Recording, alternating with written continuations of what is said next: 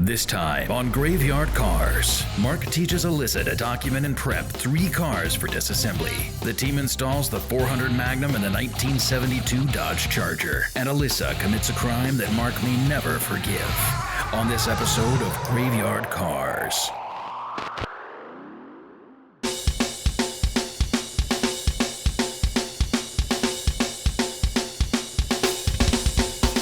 In case you missed it, we started working on Mr. Bill Goldberg's 1968 GTX 440 4-speed car. I did the body and prep work on the deck lid for the Vin Code Challenger. Will did a phenomenal job prepping and painting the 1967 Hemi GTX convertible. And Will and I faced off mano-a-mano Top Gun contest to see who was the best painter.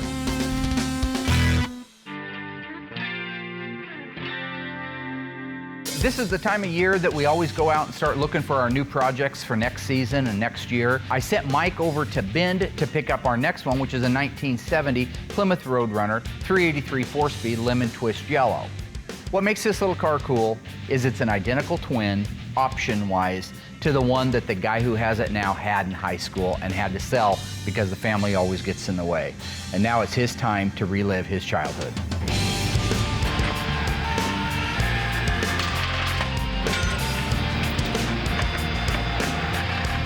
As soon as Mike gets back with the Roadrunner, I want to get Allysa, move the car inside, and do an inventory with her. This is a great opportunity for her to learn the VIN numbers, what should match, what shouldn't match, what a good car is to start with, and what isn't a good car. So these are the things I'm doing to acclimate her with the business. It's also one of the things that we do on every single car before it gets disassembled and sent off to the media blaster. Hello. Hey. Put this one under Smith. He just traded that in. Oh, that's the title, so keep it in the file. Had a guy call me up wanting to do a restoration on a 69 Roadrunner. He wanted to use the 2008 Challenger as a down payment for the restoration. They're cool cars, I love them, so I'm more than happy to make that deal go together. This particular car has 697 original one-owner miles. So the guy that has the Roadrunner that we're now restoring, he bought that car brand new. It's never seen rain. It's never been driven in the rain. It's always been garage kept. It is a mint condition 2008 Challenger SRT8. Oh my gosh, wait, so, Traded. hold on. Wait, so whose car is this? It's mine now. It's your car? This is here? I didn't see it get delivered. No, it's out on the side of the building. I can't believe we have this. This is beautiful. Uh-huh, isn't that gorgeous? Hemi? Uh-huh. Brand It's an new. SRT8. It's a nice car. Let's go drive it. Come on. Hey, no, seriously, you gotta quit smoking that stuff. It's gonna kill you. What do you, my dad's let me drive his car before, but it's not a Hemi, so, and I never really drove it. I just kind of run errands around for him. So I would love to drive a car that's this fast. Just register the car, you ain't driving it. Have a nice day. What we're doing right now is, this is Darren's old car. Once he left the show, he wanted to sell his car. I found a buyer for it. The buyer's on the East Coast. He's motivated to actually finish the car, so that's what we're doing right now, is getting rid of do the disassembly on it. The motor's rebuilt, but we've got to take it over to the engine stand, disassemble it because it's probably got contaminants in it, tear it down, clean it. But a lot of work has been done drivetrain-wise, so we're going to preserve that.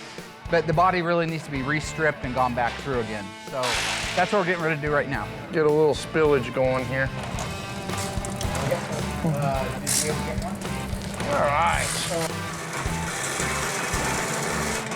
Figure while the radiator's draining, I'll get as much stuff off of there as I can and then pop it out of there.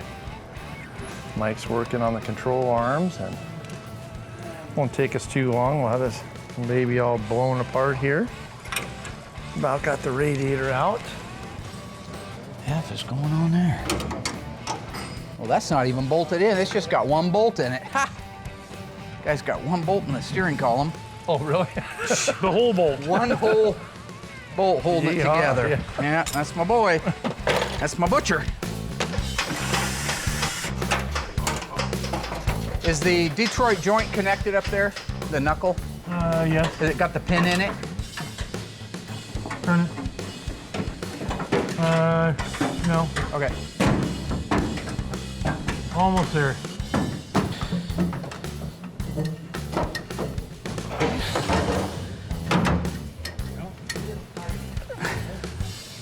There you go, sir. Nice. It's a really cool car. I mean, no matter how you slice it, this is one of 916 1970 Dodge Challenger RTs. It's a 440, 375 horse U code 4-barrel car, 4-speed, 354 Dana, which is A33 track pack. It's FC7 plum crazy, white longitudinal stripe, black vinyl top, no hood blackout, no V21 on the hood, and no spoiler. So the car's gonna be stunning when it's finished. It's gonna be a lot like our purple 6-pack car as far as just in your face right now colors. I'm actually looking forward to seeing it, and really I'm looking very forward to seeing it done. It's done its time in purgatory. Its previous owner didn't give enough of a care about it to put it together and spend the time and the money it takes to do it. So now that the new owner has it, I'm excited to be a part of the build. It'll go really quick, and it'll be a nice car to see back on the road again. Okie dokie.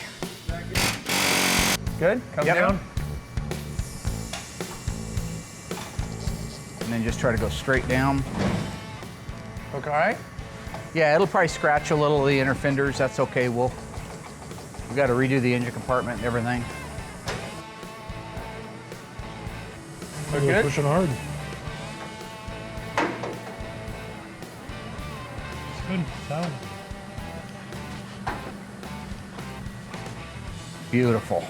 That engine was actually taken apart and rebuilt about 12 years ago. Darren had a buddy of his build it that's a really good engine builder. And so it's been together and it's been ran a few times. I'd try to get him motivated to work on it, and we'd fire it up and get it running, and he would get excited for a day or two, and that would be it. So it has been ran. It's never been driven. My guess is it has an hour, maybe 2 hours on it since it's been completely rebuilt. Everything went really well on the disassembly. It's kind of sad that Darren took 15 years to do what you saw, and we got it apart in about 45 minutes. But now that we've got it disassembled, we're going to take the engine and transmission over, take those partially apart to see if there's any contaminants in them. It's a brand new engine. It's just been rebuilt. Doesn't have any miles on it, but we'll need to disassemble it, clean it, and put it back together again. But overall, we did really well. Now that we have our 70 Challenger 444 speed off of the lift, I can bring the next car in and go over it with Allysa, doing the documentation and the ingesting of the vehicle. Our 400 Magnum still needs to have the final detail and assembly done on it so we can get it back in the car. And my daughter Allysa commits a crime that may not be forgivable. It has been established that the unburied dead are coming back to life. They're coming to get you, Barbara. I would be doing this whether Allysa was here or nobody was here, because this is what I do is I inventory the cars. For me to be able to report back to the owner, yes, it's the numbers matching engine like you suspected. Yes, it's the numbers matching transmissions. Yes, this car has been wrecked here, or no, it's not, or you misrepresented it. These are all the things that I need to know. And secondly, my insurance company needs to know. Hey, are you busy? Well, no. What are you up to? Okay, can you grab your notebook and a pen and come on down? I want to inventory another car with you. Oh yeah, that'd be awesome. I'll grab it.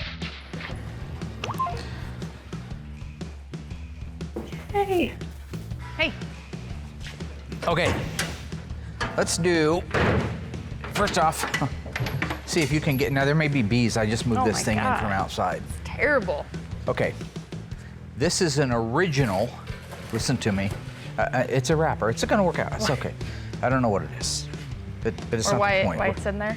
I don't even know why it's in there, but you could get stung, and if you'd like to go into prophylactic shock, you can. Well, I'm not allergic to bees, so. Okay, well, prophylactic shock doesn't exist, it's anaphylactic shock. That was a play on words. I'm about to quit. We're like 2 minutes Okay. into the day. All right. What kind of car is this? Can we just, I don't know, Dad. What is this? Honey, come on, you It's a gotta GTX. put, okay, it's a GTX because it says it right there on the Yes. side, right? Okay, what year is it? 72? No, your VIN's gonna tell you everything, so I want you to read the VIN. What's the first letter? R. That's the Plymouth lineup. What's the next one? S. That means it's a GTX. What's the next two? 23. That means it's a two-door hardtop. That means the back windows and the front windows both roll down. That's what a hardtop means. Okay. 21 is a post, where the back windows don't roll down, but the front ones do. What's the fifth digit? L. That's a 375 horsepower Super Commando 440. Sixth character. 9. That's the year of the car. What year is it? 69. Yep. So write down your notes, 1969. What's the 7th character? Looks like a 6 or G or 6? A G. Okay. St. Louis. So the car was was built built? in St. Louis, Missouri. Write all this down, right? Car was built in St. Louis, Missouri. It's got a 375 horsepower, 440 Super Commando engine. It's a true GTX according to the dash VIN. Our job is to make sure that the rest of the car matches that. Okay. All right. Pretty original old interior. You'll see a lot of mold. Okay. Yeah, smell the mold. This car's too. out of Illinois. You can smell it. Right? What do we have for seats in this car? Look like they're black vinyl Black vinyl, and is that a bucket or bench? bucket. Yeah. Okay. Code for that is C55, Charlie 55. Does it have a console or no console? Console. Console's what goes down the middle of them. That's correct. Is it an automatic or a 4-speed? 4-speed. Take a good look. Don't Automatic. guess. Use your head. It's an automatic. Okay. Okay. If you look, first of all, that shifter is not going to go into 4 gears plus reverse. Okay. Look down at the pedal. You see one big brake pedal, and you don't see a clutch and a brake pedal. Yeah. That's an automatic. Okay. Okay. Tell me about the outside of this car. What color is it? Teal. Okay, let's go with that for now, since we don't know for sure. Wheel opening molding, we know we're gonna end up replacing all those. But basically, looking down the side of the car, it's a pretty darn complete car. This guy's dad bought this brand new in 1969. Wow, We've that's got about cool. a dozen of them here that they bought new, which is almost unheard of in today's world. I know, that's really cool. Yeah, I had a lot of fun working with my dad. It can also be kind of frustrating because there's so much to learn, so I'm just kind of drowned in knowledge sometimes, I feel like. My dad's just like throwing things out at me and expects me to remember for the first time, and everything is just so new to me. Everything on the cars I'm looking at for the first time. So it can be really hard. I feel like I'm walking into a test that I didn't study for. All right, Okay, class Dad, thank is you. dismissed. What's the alphanumeric code for a 1969 Plymouth GTX with a 440 in it? The engine designation letter. The letter in the VIN that tells you it's a 440 is? On this car? No. I don't know, God. L. Okay, L. Like lunatic. You just learned that a few minutes ago. She's getting there. She's doing a good job.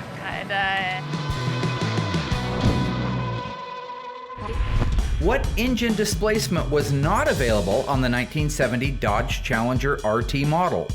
Was it 383, 340, 440 6-pack? The answer coming up after the break. This incredible story becomes more ghastly with each report. So what engine displacement was not an option on the 1970 Dodge Challenger RT? The answer, 340. While you could get a 340 in a Dodge Challenger in 1970, and the outside of the car, as well as most of the interior, looked exactly like an RT, it did not come in an RT model. The 1970 Challenger with a 340 was referred to as the A66 package. The unburied dead are coming back to life.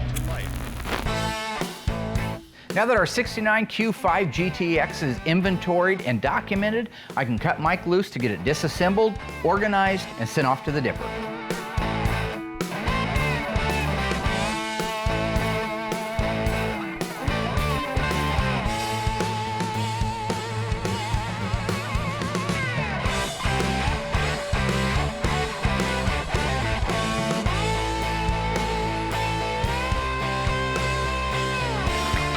All right, fall off there, you stupid piece of For sakes, what the going on? Come on.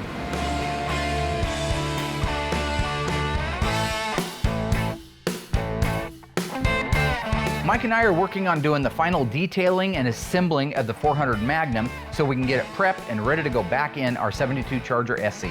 The 72 Charger is not exactly an OEM car. The owner had some pieces and parts for the suspension powder coated, so we had to unpowder coat those and detail them. There are other things on the car that are not OEM, but these are at the owner's request. These are the pieces and the parts that he wanted on his car. All right, you want to bring that over here? Yeah, let's do it now. It's just gonna get too heavy after a while. I mean, I can do my end, but you always should. Yeah, you should. You definitely have that to worry about. Hang on. Oh, boy, you're really strong, Mark. Is that some sumo thing, or what is it? Look at that. Michael Von Doodle.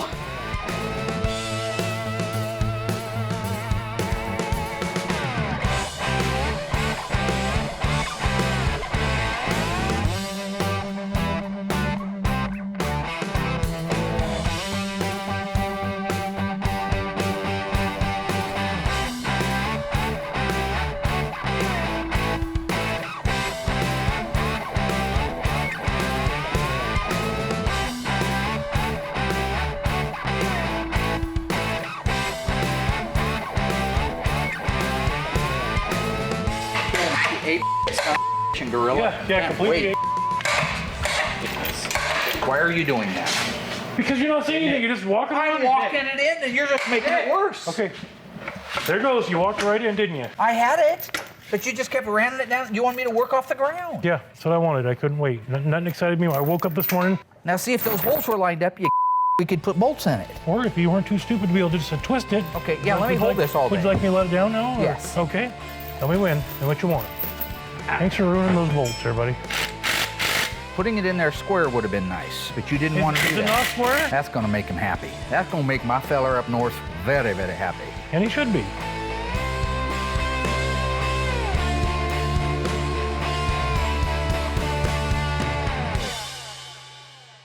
Mike and Dave are doing the final provisions to be able to install the 400 Magnum in the SE Charger. While they're doing that, I'm going to work with Allysa on decoding our 69 440 GTX. So you've done enough of these now. I want you to start this one on your own. So you start with writing down the VIN, and then walk the car, inventory it, and tell me what's missing. We'll just start with that. I'm getting ready with our little book. These little pocket books we get from Galen Govier. He's been printing these for years, called little white books. Anyway, it'll have information in it that'll tell you exactly what that VIN represents, what size engine it is based on the VIN, where the car was built based on the VIN. And I want her to start learning that more rather than me just coming out and rattling off, hey, this is a XXXXXXX. This way she can look it up and it'll mean more to her. I think it'll stay with her more. So as soon as she's done with a basic walk around, then we can do that. So the first one is gonna represent the car line, which is the Pullman. Why is there a heart over the eye on Hemi? Hemi's a man thing. Hemi is punch people in the face. Hemi is kick you in the nuts, and then while you're going down, you sucker punch him in the chin. That's a Hemi. It's not a heart. Go on. So then the second digit is gonna be the price class, which is medium. 2-1, what does that mean? Body type, and it's a two-door coupe. Two-door coupe. What's the difference between a two-door coupe and a two-door hardtop? We've done this several times. On a hardtop, the back window rolls down, and on a coupe, it pops out. Very good. See, we're getting there. The next one's gonna be engine, Which is what code? J. Okay, and what does a J represent? 1969, what does a J represent? 426 Hemi, What year was the car built? 69. Where was it built? St. Louis, Missouri. Very nice. So you decoded that all by yourself. That's awesome. Yep. That's awesome. Alyssa and I are just about done inventorying the 69 Hemi Roadrunner. A few little things. I think that the owner thought the transmission was the original numbers matching, which it's not. It's not even close. Tell me what that VIN reads. 7C, right? There you go. 7C 195079. And that matches the transmission, right? The engine and 7C transmission are out of a 1957 1977 model full-size Chrysler. 79, yep. And I don't know what assembly plant C is, but it's none of them that count. Now the front, for some reason, is missing the torque boxes. Why would that be? There's no front torque boxes or subframe connectors that are mandatory on the Hemi car, so it could have been overlooked at the factory. Kind of an interesting thing, because the rest of it sure looks right. The only thing we really have left is we had to take the seats out of it so we could get the trunk open because we couldn't find the keys. We're gonna check the body numbers on the trunk lip on the driver's side. If they all match, we can prepare our report and give the owner a call. I think things are going great working with my dad. I've learned how to decode the VIN all by myself. Definitely still need to use the book. There's a lot to learn, but I think I'm doing really good. And I think that probably within a week or so, I'll be able to do the next car by myself. Because of the obvious threat to untold numbers of citizens, this station will remain on the air day and night. They're coming to get you, Barbara. I really love this car. This is one of my favorite cars that we've had in the shop. Sorry, you ain't driving it. Have a nice day. I wonder if there's any way if I can get him to change his mind about letting me drive it.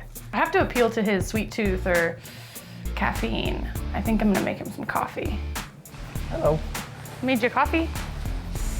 Oh, thank you. That's You're awesome. welcome. White chocolate ice mocha. Oh, that's awesome.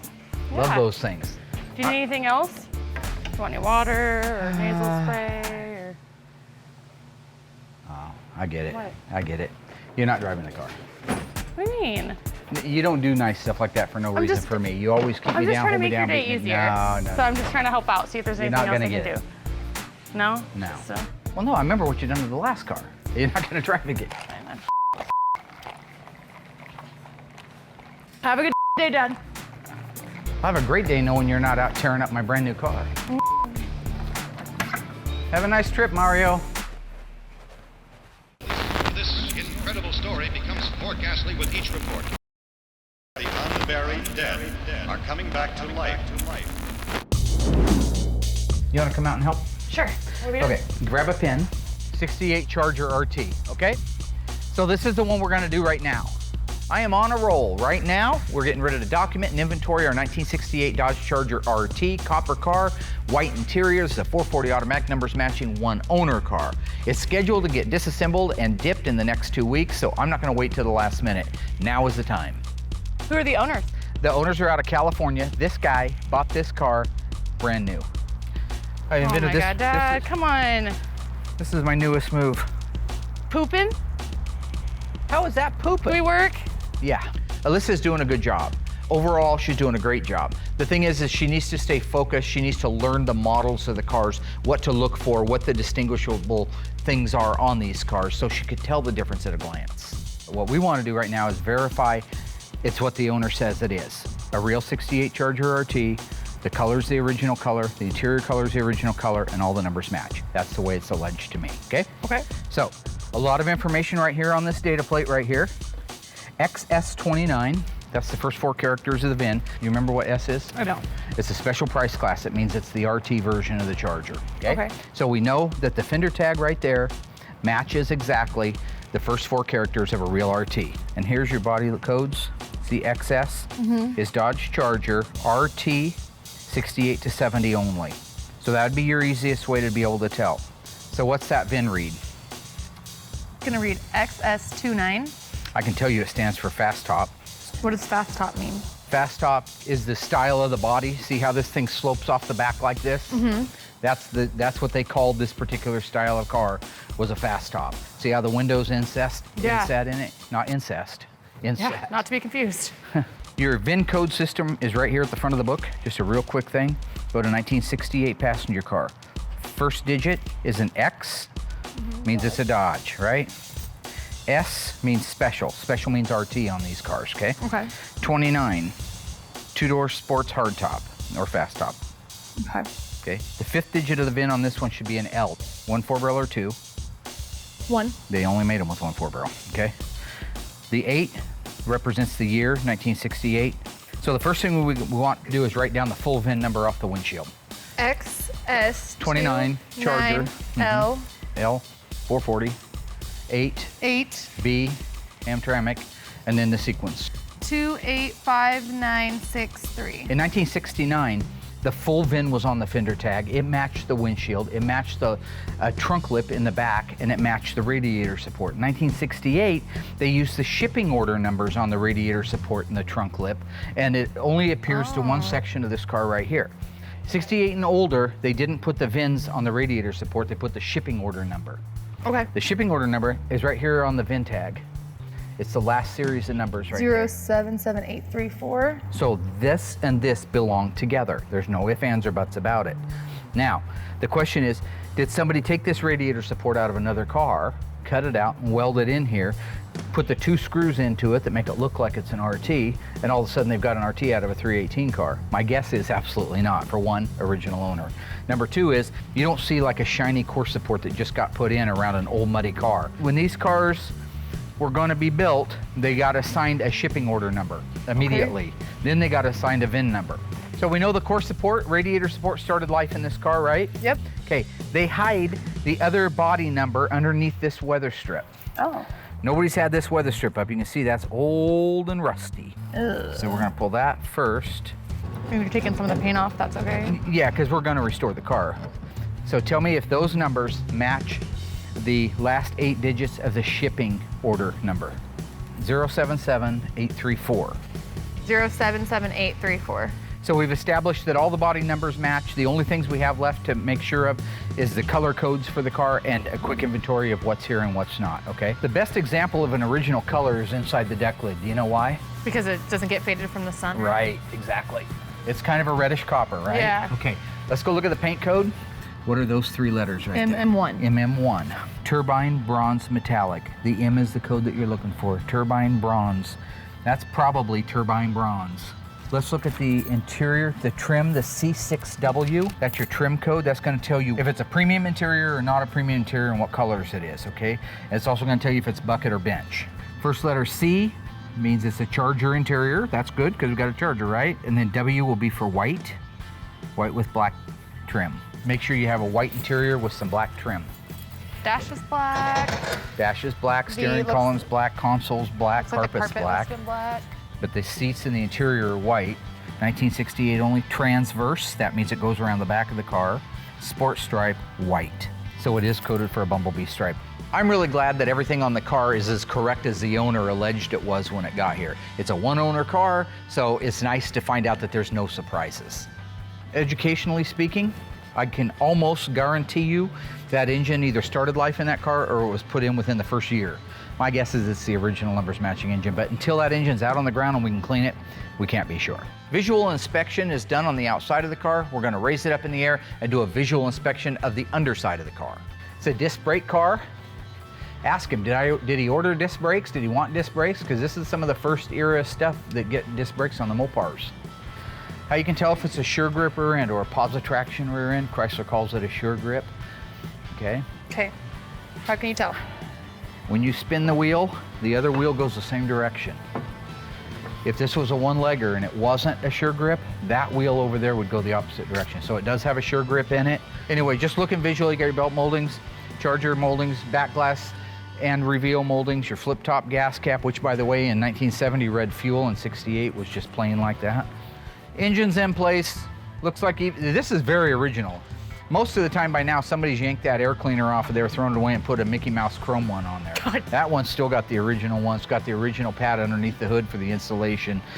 Front bumper, grille, it's actually in good shape. Bumper needs to be re-chromed, but for the most part, everything is there and in shape.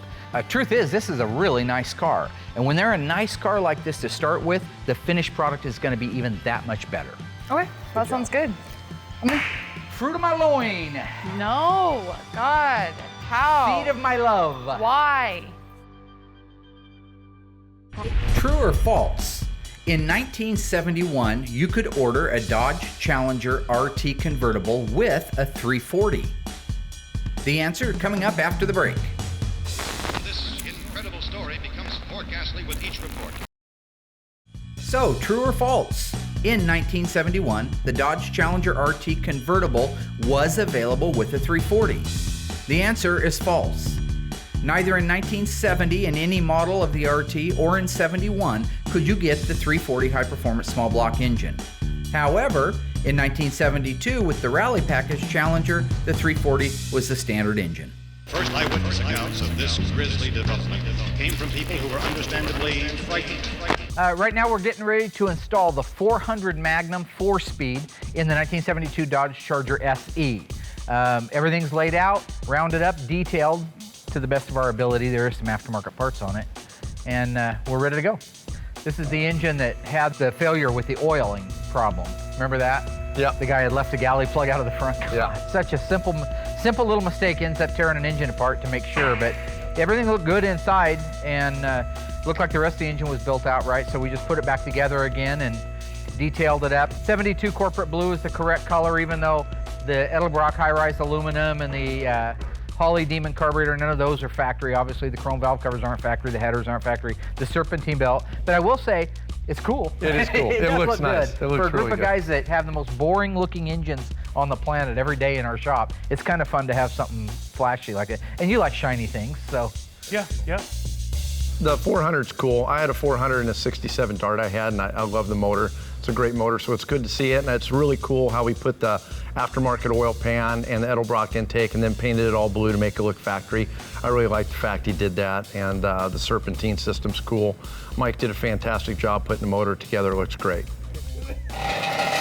Oh God. Oh, she squealed. We're just gonna put it in this car here, I think. Right, bud. One more? Yeah. Boy, not much. Right there. Whoop. You want to put it in this car? Okay, are you? Don't be a. No, I'm not being it. You're being it. You're doing it. I ain't doing nothing. I'm just saying I want to line up. What the other whole- car do you want to All right. put it in? Left or right? Well, I don't know. You keep saying go to the left. Well, I Next thing you lined know, it we're right going to up. be in Bend installing it in a Vega. Let's let this thing down. I think you're getting pretty close.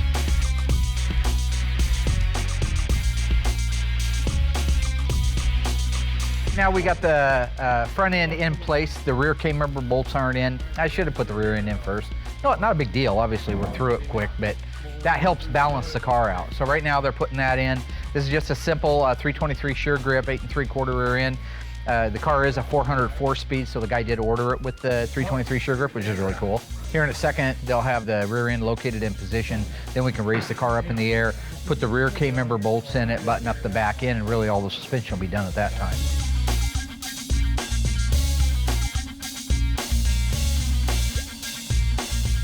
All right, boss, ready for your plate there. Right there.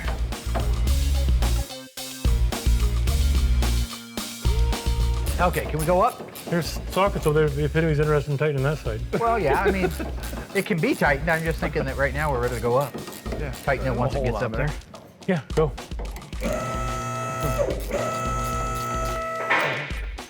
Not too bad, going together pretty smooth. It's because Mike's back there doing it. Mike's doing a good job. He always does a good job. All right, that one should be the driver's side.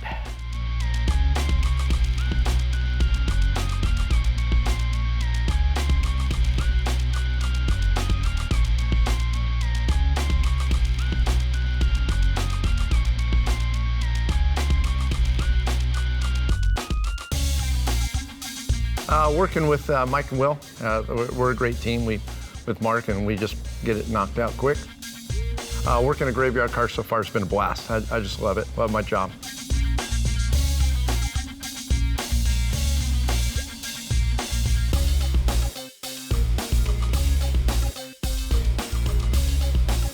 Everything went really well. We got the 400 Magnum and the 400 installed in the 1972 Dodge Charger. Did an awesome job. Mike helped out. Dave helped. Everything went really well. Will did a good job. Yeah. You're learning a little bit. I really wanted your hands. I mean, those two guys know how to do this. I want you to learn how. This is the third one I've done, so it's getting a little bit easier as we go. Next time, put those spring hanger bolts in the right direction. But other than that, Actually, they came that way. That had nothing to do with me. from the factory? Well, whoever built it out. You're gonna put that stuff on me? No, I was just saying if you notice something like that, you should say something. Yeah, I before didn't we notice it because I don't have enough experience in it. But I didn't put them in. Fair enough. Oublie boo boo chez abesois, c'est soir. Isn't that like a song? It's music, yeah. Oh, is that all you know? Yeah. Well, I don't know. I don't even know if those are the words. Okay. But it sounds like ubu boo boo c'est abesois, c'est soir, which I think is French for we should go get something to eat. That sounds good.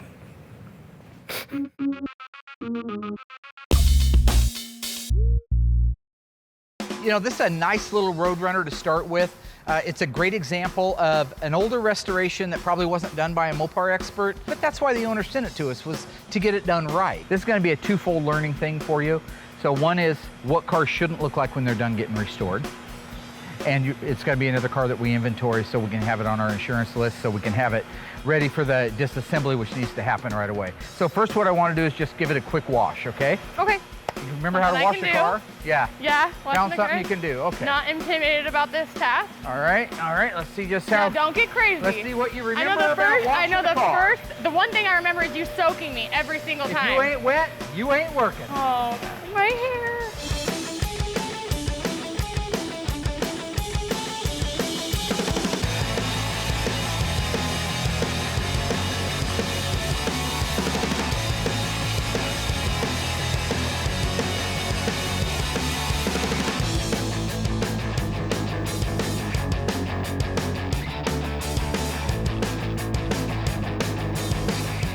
Right now I'm getting ready to move the Roadrunner around. We'll do a visual inspection on the ground, then get raised up on the BIM pack, do a visual underneath, check the numbers on it, validate it so I can communicate with the customer what we found.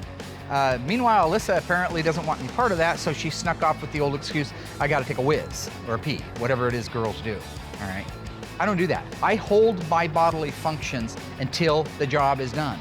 So if it's a 48 or a 72-hour job, I mean, you're working with a time bomb. What are you doing? So I'm gonna take the key for the Challenger out of my dad's office. Why? So I asked my dad if I could drive the new Challenger that he got, and he said no. So I'm gonna take it anyways and see how it goes. Because of the obvious obvious threat to untold numbers of citizens, this station will remain on the air day and night. This incredible story becomes more ghastly with each report. So I asked my dad if I could drive the new Challenger that he got, and he said no. So I'm gonna take it anyways and see how it goes.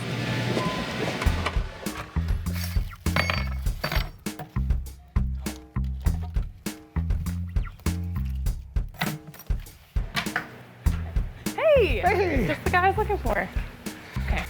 What's your plan? I really want to take the Challenger for a drive.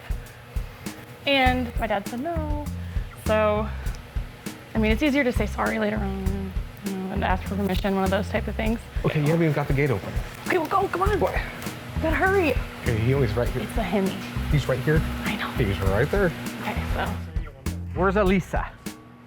My darling daughter. I'm seriously so excited.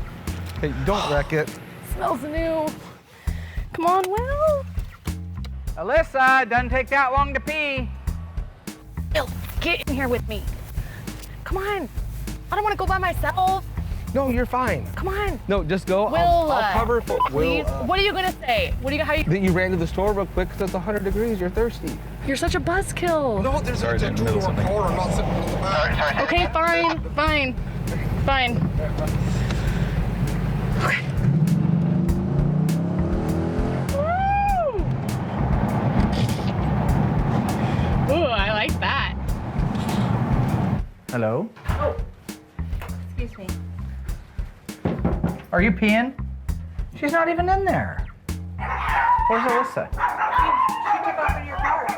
In my car? Oh, the orange Challenger. No, she didn't. Yes, she did. She better not have drove it at all. She's in it down the street. The car's got 697 miles on it. Okay, well, And she asked me the other day, and I said, not on your life are you driving that car. she's out. That's what she's doing. We've just seen her pull out. Woo! Yeah. We have people that just want to go the speed limit. Will, Yeah, did she drive my car? she's in the orange car. Why? I have no idea. Just go. Will, I'll cover for please. What are you gonna say? How you? That you ran to the store real quick because it's 100 degrees. You're thirsty. She asked me specifically the other day if she could drive it, and I go, it's got 697 miles on it. Nobody's driving it. I'm not driving it. It's been sitting. I didn't think about going back. That's a little scary of a thought, but this is exciting.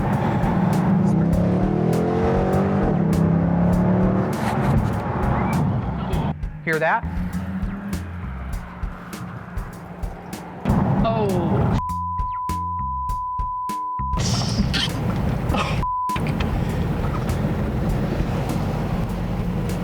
Hey, you know well I told you not to drive that car. I specifically told you not to drive that car yesterday. Well, we just went around the block, Dad. No, we're gonna take that up later. That's bull. It was worth it. She asked me and I said no.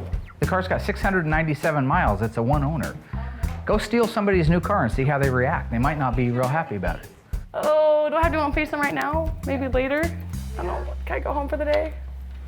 I was really shocked at how upset my dad was. I mean, I can understand a little bit that, you know, he didn't know I was driving the car, but I felt like he could be more understanding at the fact that I work around these really awesome vehicles all the time, and a lot of times they're not, you know, drivable for a long period of time, and here's a car out there that's beautiful, really nice, and brand new, and of course I couldn't, you know, go without driving it while it was here.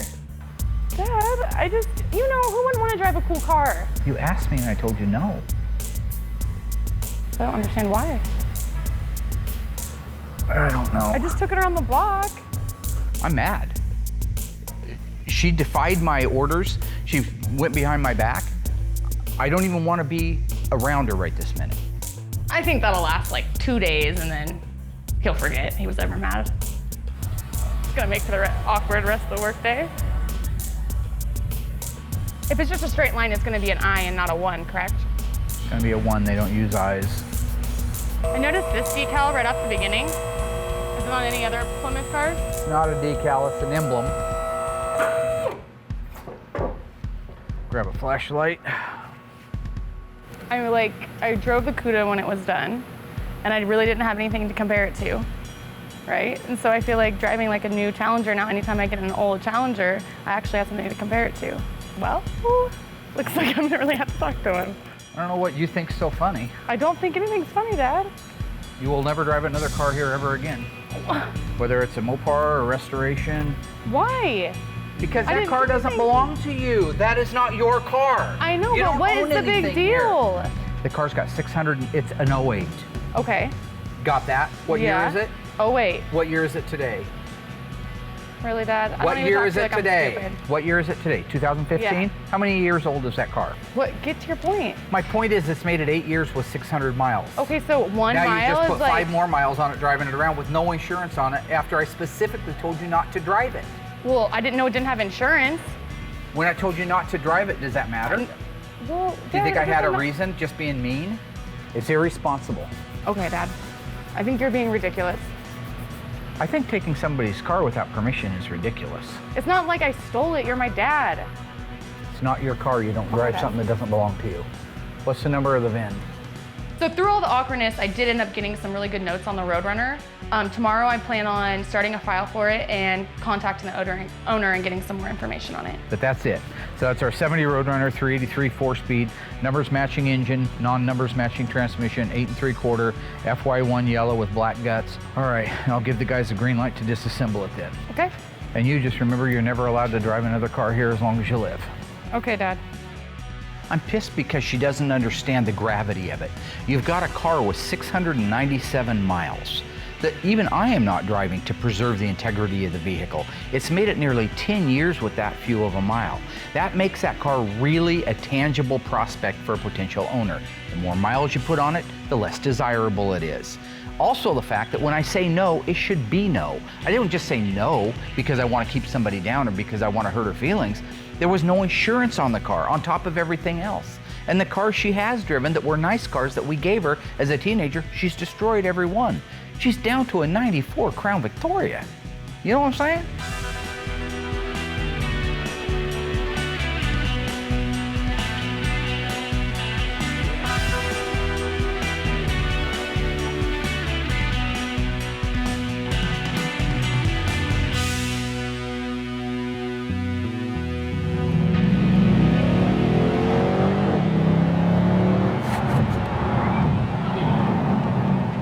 Next time on Graveyard Cars, master of Mopar Tony D'Agostino comes out to assist Mark in the appraisal of 2 ultra-rare Mopars. And Mark shows off just a few of the cars that will be restored in the upcoming years on the next episode of Graveyard Cars.